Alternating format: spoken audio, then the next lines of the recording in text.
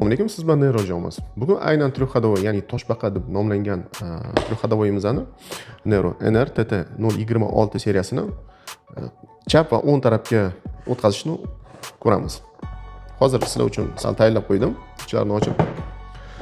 Ko'pincha olganingizda o'ng tarafdagi variant bo'ladi, ya'ni bu nasosni podachasini yopish kerak emas, ya'ni bu liniyasini aynan yopadigan joyi bu obratka bilan suv podachasi bo'ladi va o'shanda Neroni ochganimizda bizda imенно o'ng tarafga mo'ljallangan triuxadovoyimiz bo'ladi. Biz buni chap tarafga nastroyka qilishimiz uchun, ko'pincha nasoslarimiz chap tarafda bo'lishi uchun biz shu shurupni yechib olamiz boshida, qopqog'ini yechamiz.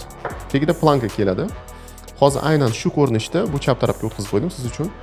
Plankani ochganingizda o'zi направляющий mana bu rels keladi. Shu relsni aynan chap taraf tepaga qaratib qo'yish kerak bo'ladi. O'ng tarafga chap tarafga o'tkazish uchun triuxadovoy. Undan keyin shu направляющий ikki taraflama bo'ladi. Ko'rganingizdek, ham chap, ham o'ng ishlaydi. Bu ham 4 ta shurup yechib, boltini o'girtirib ham chap, ham o'ng tarafga o'tkaza olasiz. Самый главный narsasini aytaman, ya'ni eng kerakli narsasini aytaman. Hech qachon nasos liniyasi yopilmash kerak. Yopiladigan liniyalar bu obratka bilan suv kirish tarafi yopiladi. Uning uchun oddiy shu qopqoqchasini qo'yib, o'zingizlar birinchi tekshirib olasizlar. Buraganingizda bu taraf bilan bu taraf yopiladi. O'shanda relsida направляющий bo'ladi.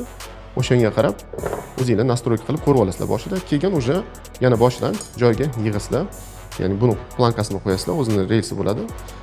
Ikkita shurupchasini qotirib qo'yganingizdan keyin aynan shu chap taraf liniyasini bo'ldi. Bizda triuxadovoyimiz chap tarafga o'zgaradi. Ya'ni nasos liniyasini yopib qo'ymaydi.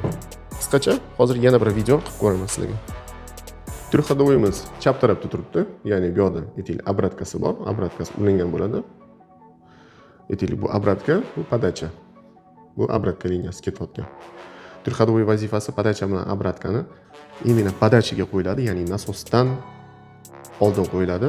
Nasos ham podachadan ham obratkadan tortib sizga kerakli harorat beradi.